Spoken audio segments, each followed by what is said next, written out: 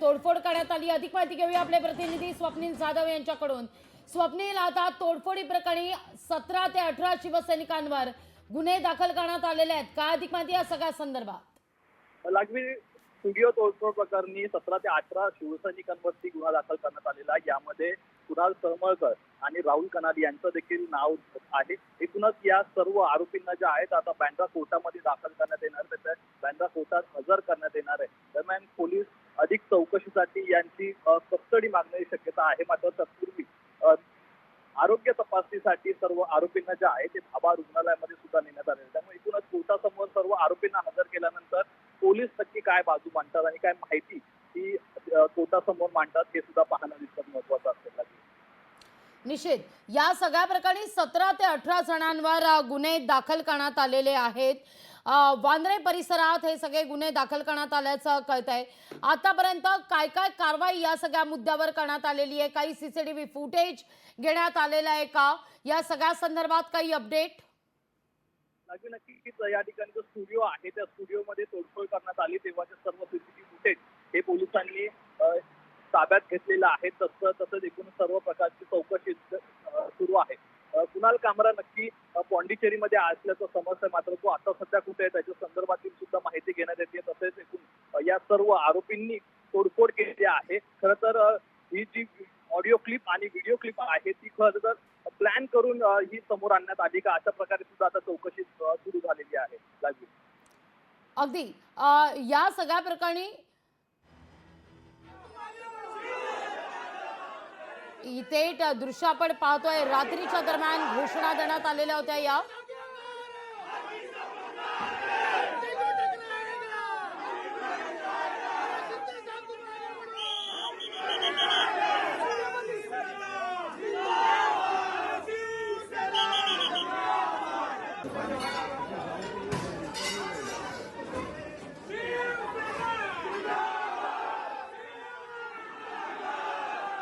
ही घोषणाबाजी करण्यात आली आणि त्यानंतर मात्र राहुल कनाल यांनी काय प्रतिक्रिया दिली आहे पाहूया आपण। जैसे कि मैं एक परिवार से आता हूँ जिस परिवार का नाम शिवसेना है। हमारे बड़े जिसको हम हमारा आदर स्तंभ मानते हैं, हमारे शिंदे साहब, हमारे उप मुख्यमंत्री महाराष्ट्र राज्य के, अगर उनके बारे में जिसने जो हमारी शिकवन रही है घर की, जो बाला साहेब की शिकवन रही है, क्या शिवसेना स्टाइल में ऐसे लोगों को जवाब देना ही चाहिए और हमने दिया है।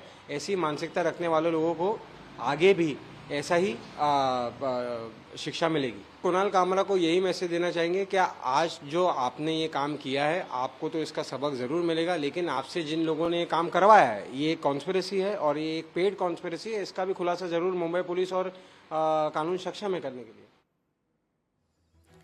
तर ही दृश्य आपण पाहतोय, रात्रीच्या दरम्यान या ठिकाणी शिवसैनिक राहुल कनाल यांच्या नेतृत्वात युनिक कॉन्टिनेंटल हॉटेलमध्ये पोहोचला आणि या हॉटेलमध्ये ज्या ठिकाणी शो आयोजित करण्यात आलेला होता त्या सेटअपची तोडफोड करण्यात आलेली आहे। जोरदार घोषणाबाजी देखील देण्यात आली।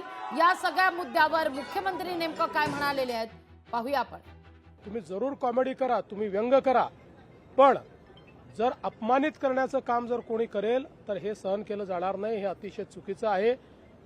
कामरांनी माफी मागितली पाहिजे आणि ते जे संविधानाचं पुस्तक दाखवत आहेत त्यांनी जर संविधान वाचलं असेल किंवा संविधानाची त्यांना जर माहिती असेल तर संविधानानेच सांगितलेलं आहे की स्वातंत्र्याचा स्वैराचार करता येणार नाही, दुसऱ्याच्या स्वातंत्र्यावर तुम्हाला अतिक्रमण करता येणार नाही आणि म्हणून आमची मागणी आहे की त्यांनी या ठिकाणी माफी मागितली पाहिजे।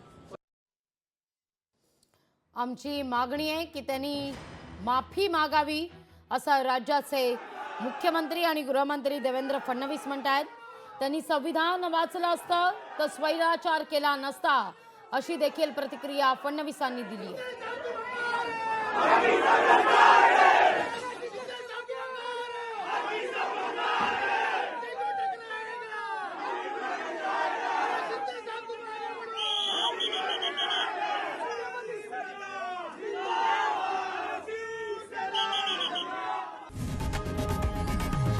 लोकशाही मराठी ऐका, पहा, जागरूक रहा।